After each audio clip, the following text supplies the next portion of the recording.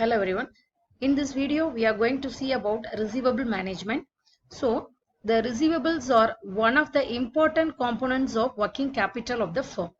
If the firm sell goods on credit, the payments are postponed to future dates and those receivables are created.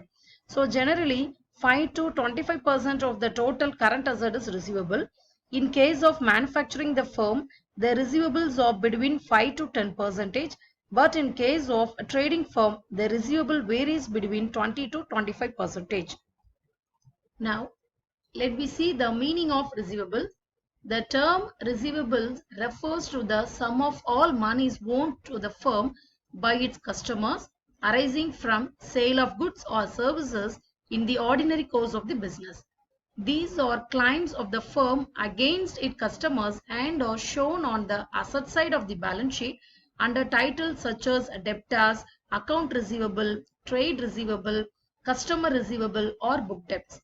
These are, as mentioned above, the result of extension of credit facility to the customers. The objectives of such a facility is to allow the customers a reasonable period of time in which they can pay for the goods purchased by them. Now, let's see the definition of accounts receivable is, according to Hampton John, receivables are asset account representing amounts owed to the firm as a result of sale of goods or services in ordinary course of business. Here comes the definition of receivable management. According to Bolton, the objectives of receivable management is to promote sales and profits until that point is reached where the return on investment in further funding of receivable is less than the cost of funds raised to finance that additional credit. It is the cost of capital.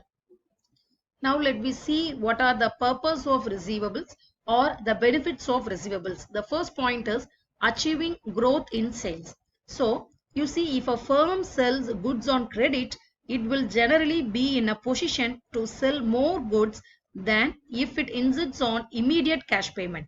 So this is because many customers are either not prepared or not in a position to pay the cash immediately. The firm can sell goods to such customers in case it resorts to credit sales. So this is the first point. And the second one is increasing profit. Increase in sales results in higher profits. It is because the credit sales not only increase the volume of sales but also enable the firms to fix a higher margin of profit as compared to cash sales. The third one is meeting competition. A firm may have to resort to granting of credit facilities to its customers to avoid the loss of sales from customers who would buy elsewhere if they do not receive the expected credit. So these are the three benefits of receivables. The first one is achieving growth in sales. The second one is increasing profit. And the third one is meeting competition.